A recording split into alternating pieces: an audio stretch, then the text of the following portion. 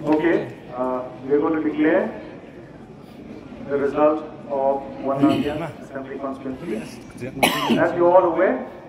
that from One Nadian Assembly Constituency, I am going to declare who will be returning back to the Meghalaya Legislative Assembly. I, Shri Ferdinand Masan, returning officer for the One Nadian Assembly Constituency in the state of Meghalaya, hereby certify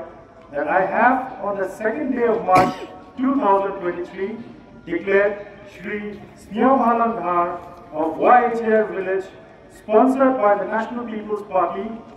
to have been duly elected by the said constituency to be a member of the House of the People of the Legislative Assembly, and that in token thereof I have granted him this certificate of the election.